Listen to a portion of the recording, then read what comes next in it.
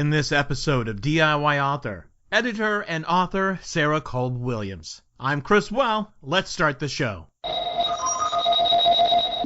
You're an author. Maybe you're taking the traditional route. Maybe you've chosen an independent path. Or maybe you want the best of both worlds. Wherever you want to go as a writer, DIY Author is here to help you on your journey with advice, encouragement, and practical tips. Because do it yourself doesn't have to mean do it alone.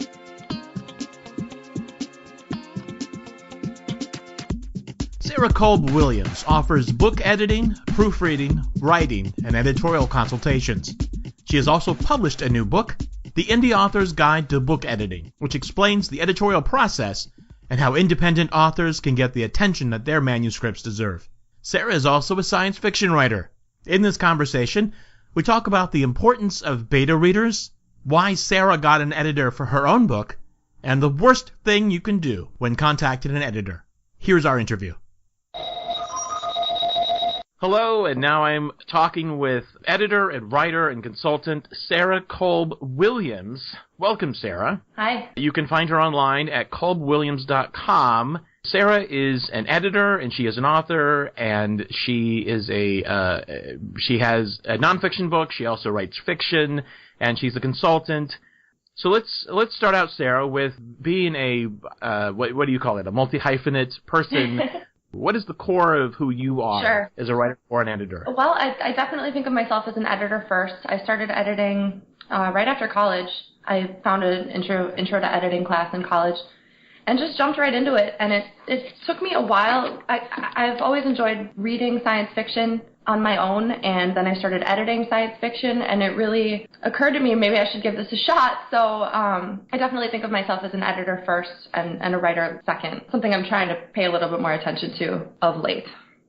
So from there, how did you make the jump to becoming a professional editor? Well, I started working with a self-publishing company. As I said, I took a class in college, and they sort of gave us some tips. They had career people come in and talk to us, and I just thought, hey, that looks fun. And I got together with a self-publishing company and started editing with them part-time. I was still working at a job just in corporate doing business things.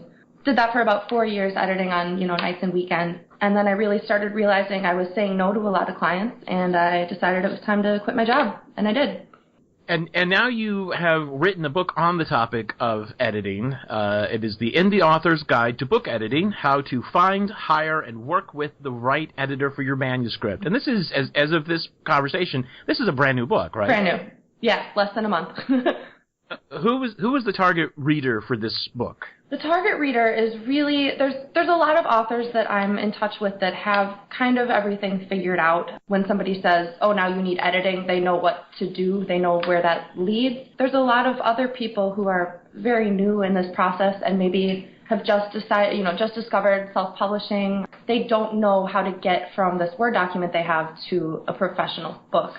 And since editing is one of those key steps in that process that you really can't do yourself, I wanted to do what I could to kind of help these people understand the steps to take to really get their book into a quality that can stand up against other books. There's sort of the self-publishing stigma of, anybody can publish anything.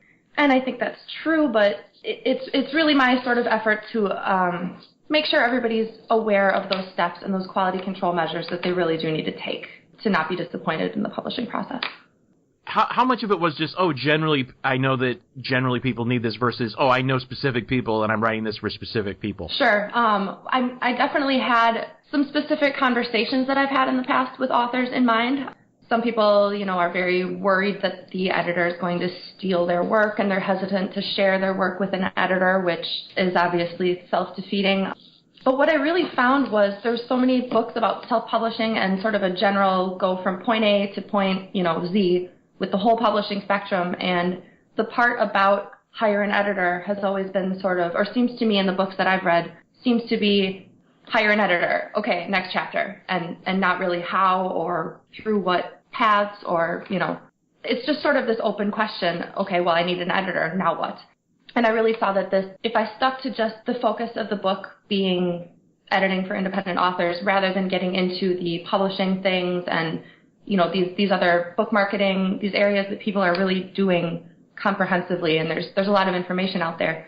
I just really felt that there wasn't a lot of information for self-published authors finding editing in their own path, and I really wanted to make that clear for people. And definitely, I mean, the book covers all of the questions a person could have. All of the questions I could think of. Well, right, but okay, a lot of questions. I guess that's the thing we can say absolutely, because looking at the table of contents here, it's what does editing mean for an independent author? You discuss the different types of editing because a lot of people assume that means looking for commas and misspelled words, and so you've explained the different kinds of editing. You talk about beta readers. You talk about looking for editors, hiring an editor. Have you got any feedback from authors on the book at this point? I have.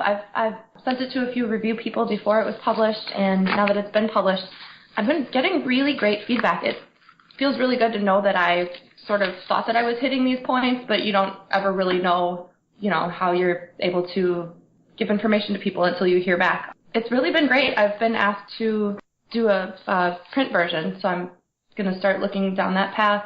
I've been really pleased with the response. I'm just looking forward to getting this in front of more people. I think my biggest challenge. Okay, here's a question. Who edited your book?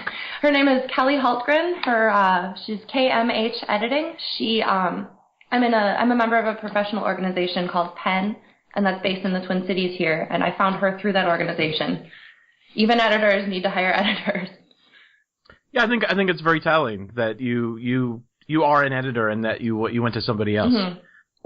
I'm susceptible to the same blind spots in my own writing and logic and putting things together. It doesn't matter whether you're an editor or not. If you stare at something on end for weeks, you're just going to lose sight of what that is.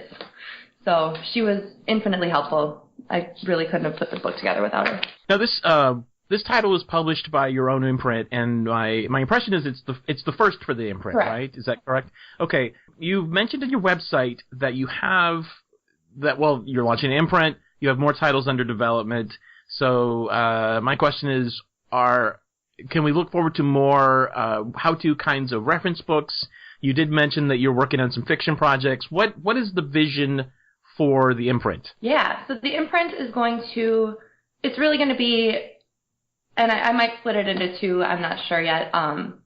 It's going to be the indie author resource thing with I'll do another edition of this book, and then I want to start doing shorter sort of almost chapter-length guides for maybe how to improve specific things like science fiction, how to self-edit, sort of little pieces that maybe if you already know how to work with beta readers and you already know how to find an editor, but you don't quite know how to self-edit, if you only need that piece of my book, I want to kind of break it up into little, pieces to be a little bit more targeted to drill down even deeper.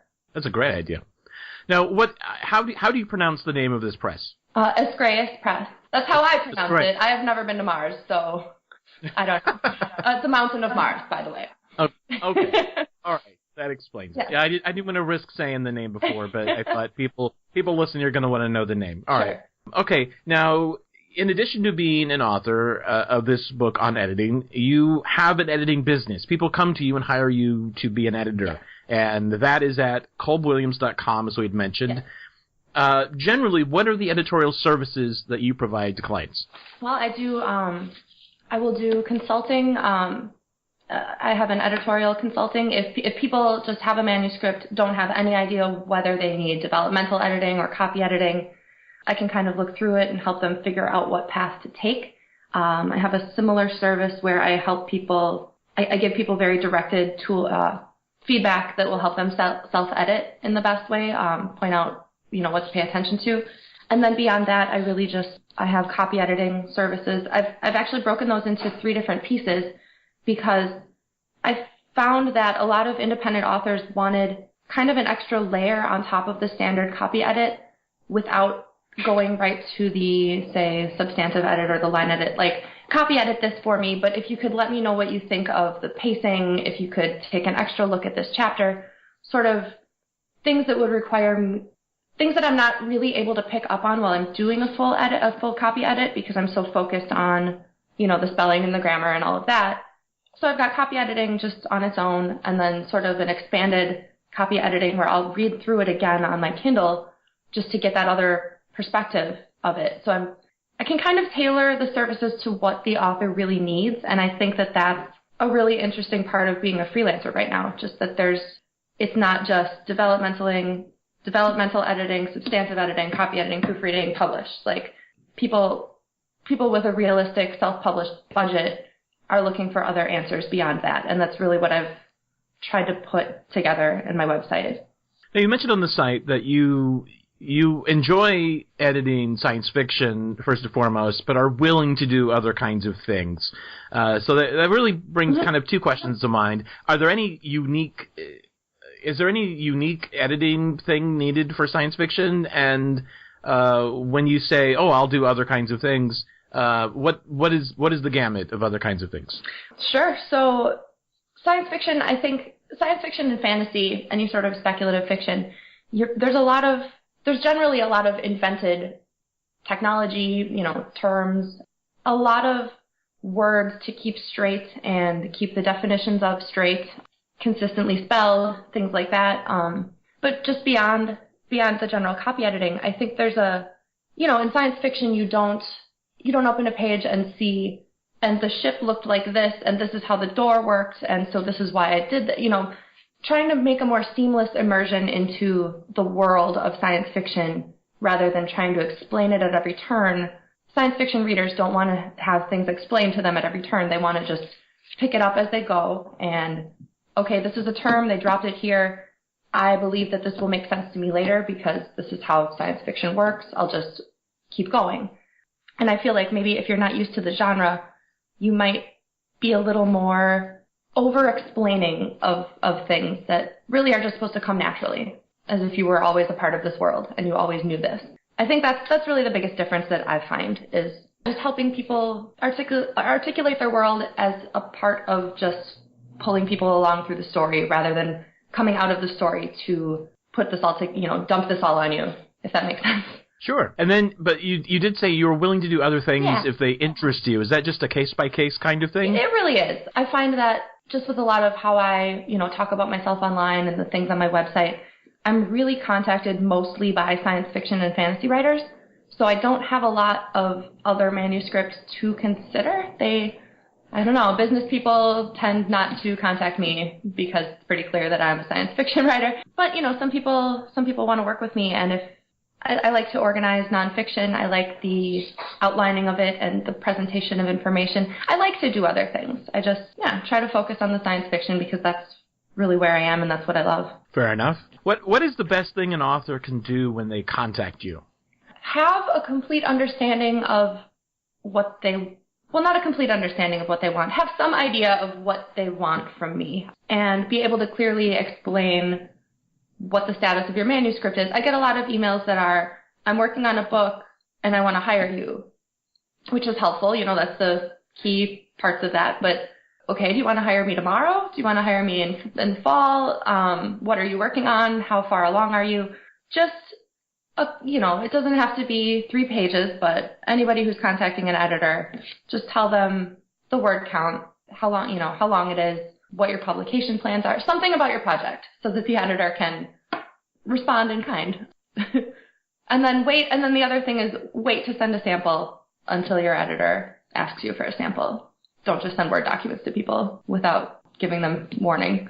So would you consider that the worst thing to do? Just out of the blue, just blurt out, here's my manuscript, and do things for me? I guess the other thing is, personally, some editors put their prices on their website and some don't. I do, because I don't want people to contact me if it's not worth their time to do it, if they're not gonna, if they're looking to spend $200 on a full edit, I'm not the right person for them. And that information is there. Those people shouldn't end up emailing me and wanting me to work for $200. That just shows me they didn't look at my website and just don't know who I am and what I'm about and what my services are.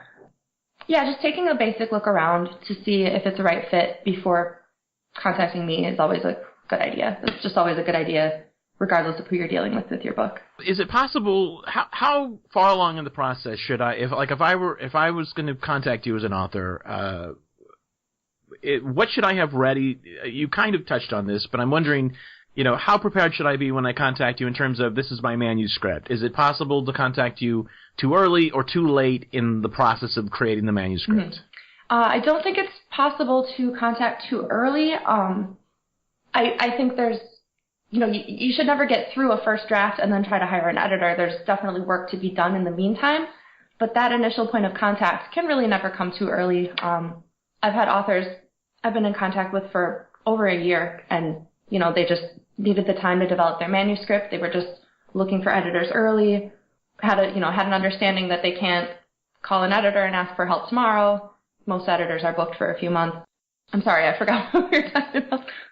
Is it too early? Oh, I'm too late. Yeah. If you get through your manuscript and you're ready for editing, you've gone through beta readers, you've gone through your own development, you're ready for editing. That's a little bit too late in the process to contact an editor because, if they're booked, then you're going to sit and wait on your manuscript for a couple months, or you're going to, end up trying to find.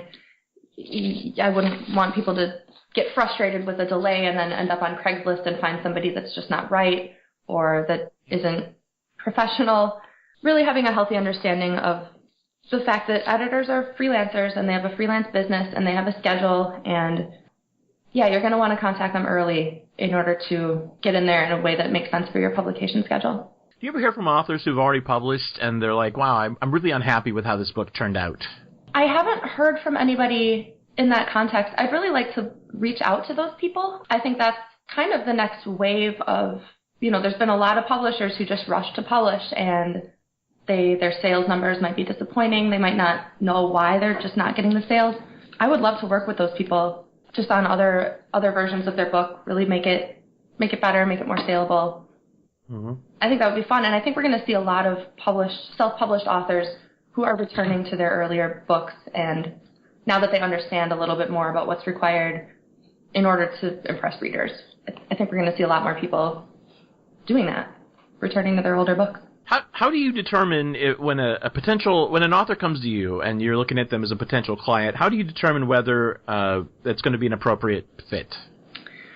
I really do look for sort of an understanding of the process, and maybe that's also why I wrote my book, to make sure that people can have this information without me having to tell them when they contact me individually. Just having an understanding of the fact that I'm going to work on your book, and then I'm going to send it back to you, and the process isn't finished there. Like, if you have questions, contact me. If you have special requests, I don't know. I just really, anybody with an open mind about the editing process who understands that editing is what they need, if they're open and willing to go down that path and figure out what they need, I'm really happy. And then once you and an author decide to work together, what does that process look like? How much of that is a conversation versus I send you a thing, you do something with it, you send it back? Is there any? Are there stages to the process, or it's just it is what it is? Sure. Well, a lot of that depends on.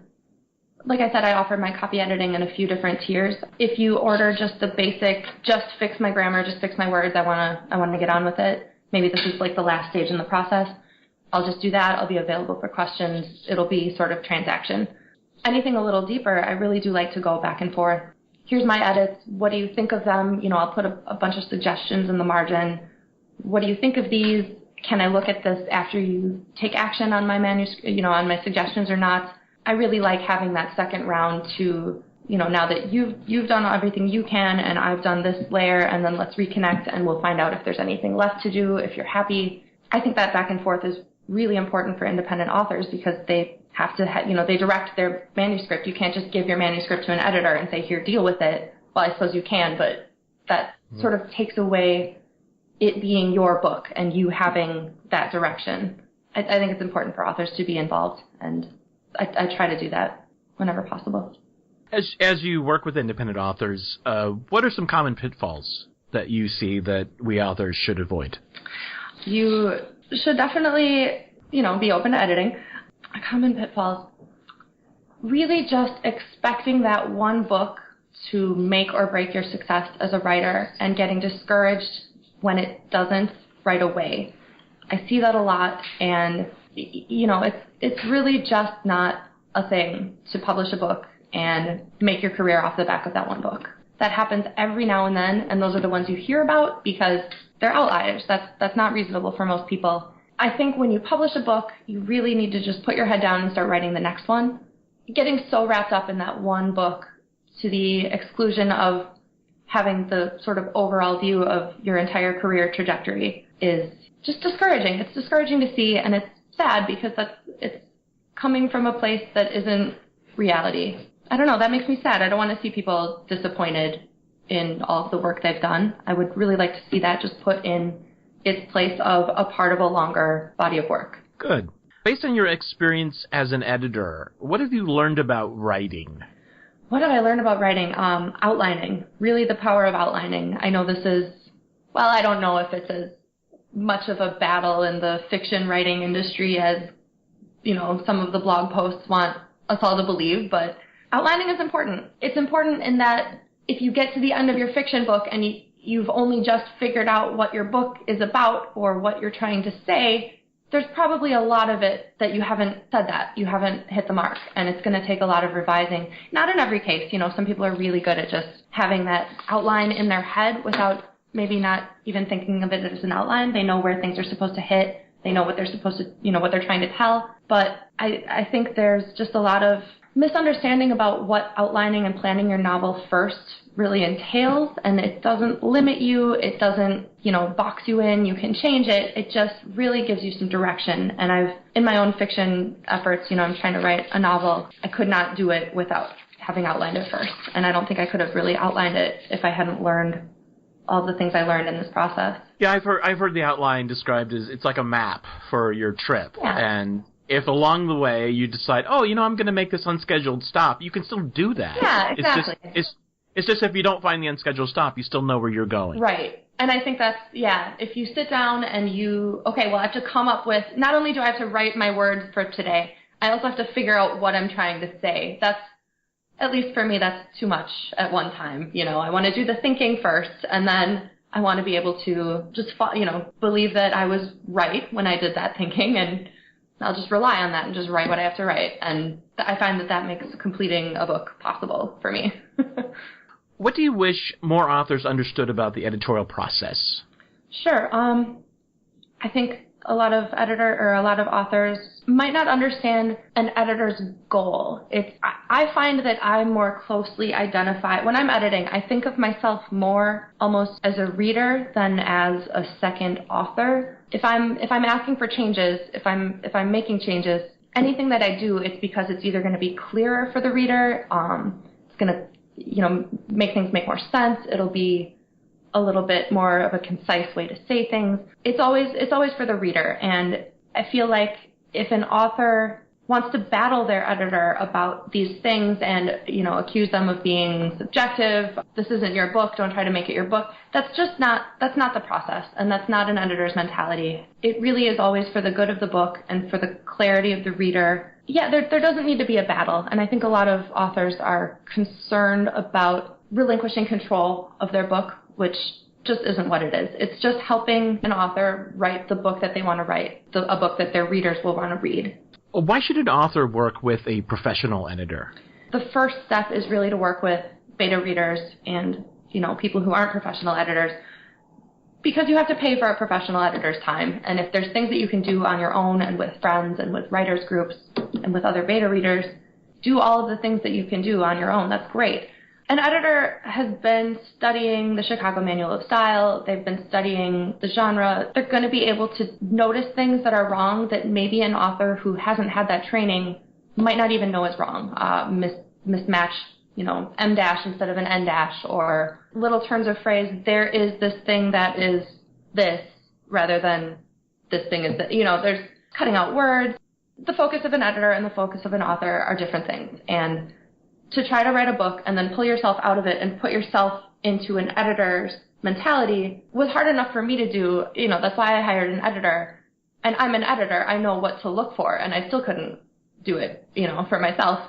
it's a specialized level of training, and I think, editors can edit, or authors can edit their own books to their own level of, preference, but they don't know what they don't know. And that's really where a professional copy editor is important.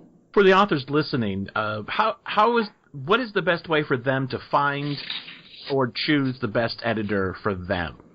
There's a lot out there, and it's tricky. I think the number one thing to do is word of mouth. If you're involved in author circles, if there's, people that you trust in publishing, listen to those people and who they recommend, because anybody can put up a website and charge money and say they're an editor. Anybody can do that.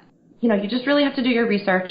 Professional organizations are another really great place to look. A lot of editing specific organizations offer continued training, seminars, in-person stuff. And so, anybody taking advantage of those things is really going to be aware of current state of the industry. That's important. Have training. And if you really don't know anybody in publishing, a lot of traditional publishers hire copy editors from the same general pool of freelancers as everybody else. Look in the book or contact the publisher, contact the author. If there's a book that you particularly liked, the copy editor might be listed there. The publisher might be able to know who to point you toward. But that person is probably a freelancer who's probably got time available. Yeah, just as long as you're doing your research, don't just go on Craigslist or Guru and hire the first person that you find, even if they're cheap, especially if they're cheap. For someone who wants to know more about editing, what would you consider some indispensable resources? You just mentioned the Chicago Manual of Style. Yeah. What are some other resources that are indispensable to somebody who wants to learn more about editing? Sure. Like you said, the Chicago Manual of Style, they actually have a really great online version that offers the whole, I think it's the full version 16, the full version 15, the previous version, and then there's Q&A, forums, lots of really great stuff on their website beyond just the style guide. So that's a really great place. Grammar Girl is also a really good place to look online. I don't think she's strictly Chicago style, but she's got a lot of really great information about, grammar, obviously. Also, a place that I found kind of recently is copyediting.com. They do a really good job of aggregating sort of news from all over the editing industry, freelancers and traditional things, kind of tools of the trade, best practices, really great advice on actually being an editor and being a freelancer. Yeah, other than that, one of my favorite books on editing is by Scott Norton. It's called Developmental Editing. This is something that, even if you have no interest in editing or being an editor, if you're just a writer who wants to figure out how to structure your book, that's a really great, got case studies, how to organize things, he talks about the Russian doll nesting logic of putting this topic within this topic, and then within this topic, and this topic doesn't fit in there, so we'll put it over here, sort of just a way to make sure you're communicating effectively, organize a manuscript around its logical structure. It's been a really great book, and it's very conversational. It's not like reading the Chicago Manual of Style. I'm disappointed to find out there's a Chicago Manual number 16. I have this 15 right there. I thought I was all caught up. Well, they're still capitalizing internet. Okay. All right. That's all you really know. I guess that's the important thing. So, okay, and then to wrap up, if somebody wants to hire an editor, but and you had already mentioned, it's good to get the manuscript as clean as possible so that you're not paying an editor to do things you could have done before you went to the editor. Right. What are the best practices for an author before contacting a professional editor? I think it's hard to show people your work when nobody's ever looked at it but you really have to you really have to find beta readers and just have as many people read your book as you can, whether you want to ask them very specific questions about specific areas or whether you're just looking for general feedback. The knowledge that you have in your head as you put it down, you might miss key, explaining something, or, oh, I forgot to mention this important part of this person's relationship with this other person that the whole book is not going to make sense now. There's just going to be those little holes. Maybe you've written something twice and now that you've read your manuscript 500 times, you can't pick up on being repetitive. Work with people, work with beta readers, and be open to their input. if you have to explain to somebody, well, this is what I'm trying to say, this is what I mean, put that in the book. The book needs that, and your readers in the future are going to need that. It's just a really great opportunity to catch things before you end up on Amazon and your reviewers are telling you these things with a 1-star next to it. Yeah, doing as much as you can before that editor comes into the picture. It's just really important for an independent author who's controlling their own publication, controlling their own book. All right. Well, thank you, Sarah Kolb-Williams. You have a book, The Indie Author's Guide to Book Editing. It is an ebook, and I'm looking here at the list. It's available on, it looks like it's available Amazon, Barnes & Noble, Google Play, Kobo, Smashwords. Yeah. Does that cover it? That covers it. iPad soon, whenever iBookstore pushes the button. I don't know. Okay. And if people want to find out more information about you as a editor and a consultant, the website is kolbwilliams.com, KOLBWILLIAMS.com. And then there are links here for you are also on Twitter, you're on Facebook, Pinterest, Google Plus. Does it cover all of the places you are online? Yeah, pretty much. Anything else will be updated on my website. Great. Well, thank you very much for being with us today. Thank you. Thank you for having me. This has been DIY Author. Please visit us online at DIYauthor.com and be sure to sign up for our email newsletter. If you enjoyed this program, please consider subscribing and leaving a review. Until next time, keep writing. And remember, do it yourself doesn't have to mean do it alone.